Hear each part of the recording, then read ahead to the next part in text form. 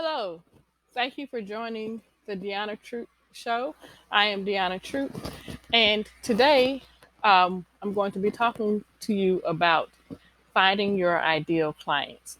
And just as a FYI, I've got a bit of a different setup going on. I've got my webcam on this side, and my notes are over here. So if you ever see me kind of doing that, I'm just looking at my notes so I don't get off track. So, why is it important to find your ideal client? Well, basically, if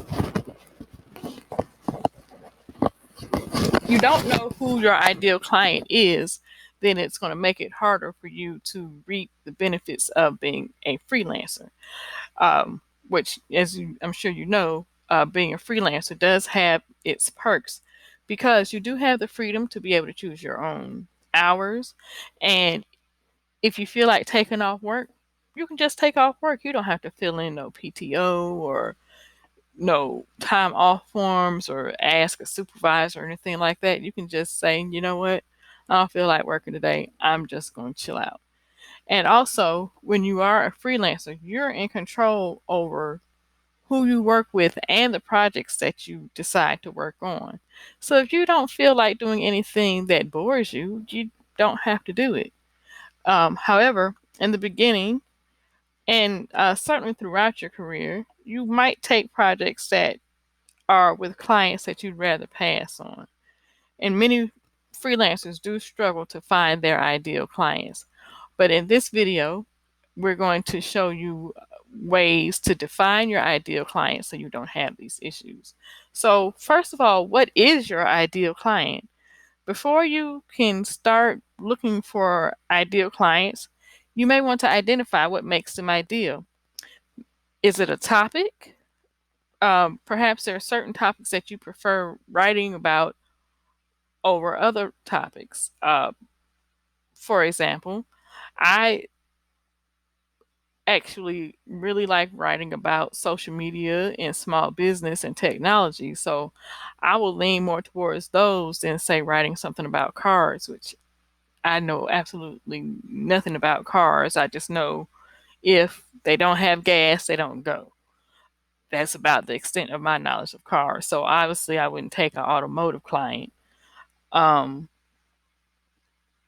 so now that's that. And also, is there certain communication styles you prefer? Again, I'm just going to use myself as an example. I really don't like doing phones that much, simply because for me, phones are a big distraction. I can get so lost in a phone conversation, I'll spend hours talking and not even realize I've spent hours on the phone. So for me, phones aren't a good communication tool. I prefer, and then also with phones, you don't really have a record of what was said. So I typically prefer text or email or chat to phones. Now, you might be different. You might be one that likes to talk to people on the phone to do business. Neither method is better than the other, it's just preferences, but you do need to consider this when you're mapping out your ideal client because it can cause issues if you don't really like talking on the phone, but your client's a phone person. Um, are you looking for someone that lines out every single thing they need done, a micromanager, or do you prefer for someone to say, "Hey, look, here's the project. Here's when it's due. I trust you." Again, that's something you need to consider because if you wind up with someone that likes to micromanage, then you may find yourself in a position where you feel like you're on a job and not running your business. Do you want to have a team or do you want to just work alone? Um, so these are just a few of the things that you need to think about when you're trying to define your ideal client. Um, take some, and this isn't something that you need to decide like right away in 1 minute. You need to just kind of take some time just to sit down and envision who the perfect person is that you would love to work with. Um, and take some notes, write it down, and this will be your avatar, your client profile. So now, once you have this ideal person in your head, how do you find them? Um, where do they hang out? Are they on industry forums? Are they in niche groups on Facebook and LinkedIn?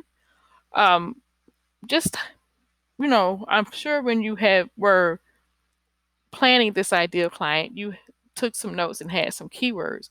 Plug these keywords into Facebook and find groups where these people hang out and join them and introduce yourself and just participate in the discussion, but don't spam your links unless there's a specified thread to do so.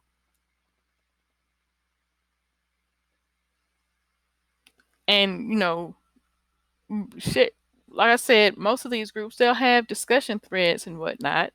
So just share your knowledge in these threads and show yourself helpful. Trust me, you might not think people are paying attention, but they are paying attention. Um, if they see you as a resource, they will visit your Facebook profile, your Facebook page, and reach out to you when they need somebody who has your services. So I hope that you have enjoyed these tips that I have given to you about finding your ideal client and how to define your ideal client. If you liked this video, make sure to like it, give a thumbs up, and subscribe so that you won't miss other videos that I'll be putting out designed to help you live while you hustle. So thank you for watching, and I'll see you on the next video. And remember that I have a Facebook group for introverted female business owners. It's basically just a safe place where you don't have to be all extroverted. You can just, be your introverted self and just learn about growing a business and network with other business owners. I will have a link to the Facebook group in the description section. And also, I have a freelance writing service, writing and editing.